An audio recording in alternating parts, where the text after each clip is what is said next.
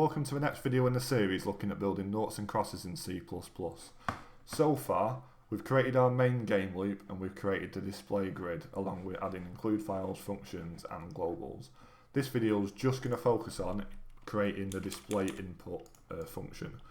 All this function does, it displays a grid to the user and tells them what buttons they can input.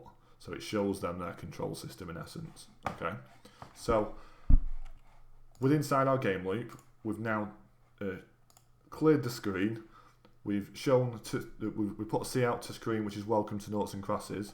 We've displayed the grid, and now we're going to do this function display input. So we're going to do it here. Okay.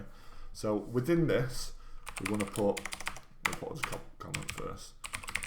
Displays current players go, and then a grid of input keys.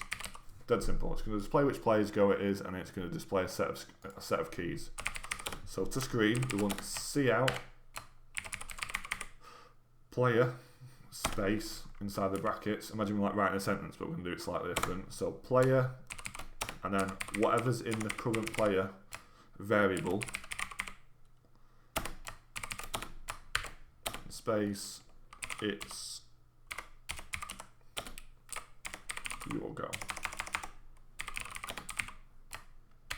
Space, semicolon, a couple of back arrows, and end L for end line. Okay, so what this is going to do is, they should be backslashes, always backslash, unless it's input. So what we want to do is, we want to display to screen, player, whatever the current player, so inside that variable what we've created up here, whatever this is set to, if it's current 1 or if it's player 2, we'll display out, so player 1/2, it's your go. Next, we want to give an instruction to the player. So C out again, and inside the brackets, enter the key as shown below to correspond with the grid. A couple back arrows and down. Okay, so see how this is this colour. See that speech mark there? Speech mark should be after the text is finished, like that. So we're going to display to screen player 1 it's your go, player 2 it's your go. Then we're going to say enter the key as shown below with the grid. Then we'll have another end line just so it leaves a gap. Like so, and now we're going to display the grid.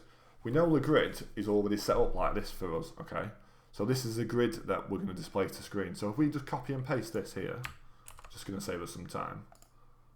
I'm just going to leave a space so you can see it.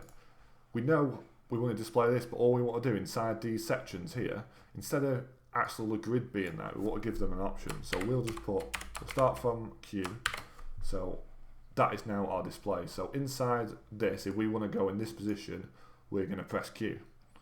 So we're going to do this along. So we're going to go Q, W, E.